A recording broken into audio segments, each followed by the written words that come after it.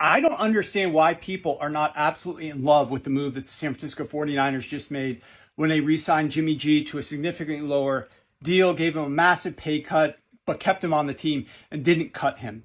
I mean, right now, we don't know exactly the durability level of Trey Lance. We know that Jimmy G had durability issues. And if Trey Lance happens to go down, we have the best backup quarterback in the NFL that has taken this team to a Super Bowl, that has taken this team to an NFC championship game. So I now know that from a futures market perspective, that we are in a great position even if we lose our starting quarterback. Do you know that is worth a lot of money in the futures market, just that factor alone? Now, people are going to say, well, what if this impacts Trey Lance? I don't think it's going to impact Trey Lance. Kyle came out, designed this offense specifically for Trey Lance.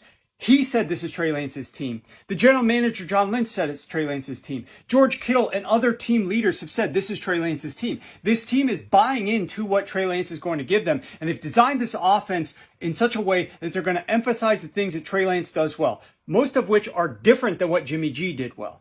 If Trey Lance goes down, this offense on a dime can flip back and do what it was doing with Jimmy G. But they needed a lot of practice, which is another reason why I think this was fine. I think it's great that Jimmy G wasn't around this offseason. We don't want him stealing valuable reps in practice and training camp from Trey Lance. We needed Trey Lance as many reps as he could possibly get here. I think it was great that Jimmy G was away. If Jimmy needs to come back due to injury and help Trey Lance, he's going to help step in for Trey Lance and win games for the San Francisco 49ers.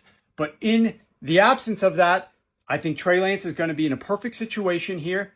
He doesn't have to look over his shoulder. The team is not going back to Jimmy G unless Trey Lance gets injured. So I absolutely think that this made a ton of sense for the 49ers.